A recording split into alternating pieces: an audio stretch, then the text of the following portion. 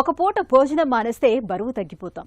రోజు గంటల తరబడి చెమటలు పట్టేలా వ్యాయామం చేస్తే చాలు ఒళ్ళు కరిగిపోతుందని మనలో చాలా మంది బలంగా నమ్ముతూ ఉంటారు. ఇందుకోసం కఠినమైన పథ్యాలు, ఆహార నియమాలు పాటిస్తూ ఉంటారు. గంటల కొద్దీ వ్యాయామాలు చేస్తూ ఉంటారు. అయితే ఇలాంటి ప్రయత్నాల మూలంగా బరువు తగ్గకపోగా ఆరోగ్యాన్ని పాడు చేసుకుని బాగా నీరసించిపోతూ ఉంటారు చాలామంది. అసలు బరువు తగ్గటానికి ఏం చేయాలి? ఆహార వ్యాయామాల విషయంలో ఆచరించవలసిన సరైన పద్ధతులేంటి? ఆసక్తికరమైన ఈ విషయాల గురించి ఇప్పుడు తెలుసుకుందాం. కొంతవరకు వీలవుతుంది.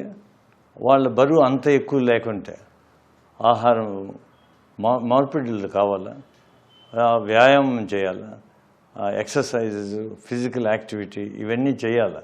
కానీ అది సస్టైన్ కాదు. ఒక వారం 2 వారాలు చేస్తారు, మళ్ళీ 3వ వారం నుంచి వదిలేసేసి ఇంకా ఎక్కువ తినడము, ఇంకా ఎక్కువ. అది ఎందుకంటే ఇది సస్టైన్ కాదు. సస్టైన్ కానందువల్ల వాళ్ళకు చాలా విధమైన విరక్తి వచ్చేసేసి మళ్ళీ మామూలు పద్ధతిలోకి వెళ్ళిపోతారు. అందువల్ల ఇవి పనిచేయవు. కానీ ఈ జీవనశైలి ఏమో మార్చాల.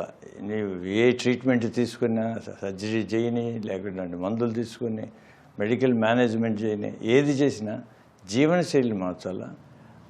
ఈ మైండ్ సెట్ని మార్చాలా. ఆ మైండ్ సెట్ మార్చకపోయినామంటే నీవు అన్నీ ఫెయిల్ అవుతాయి. కాబట్టి మనం మన జీవనశైలిలో ఎంతో మార్పు తెచ్చుకోవాలి ఏది చేసినా కూడా.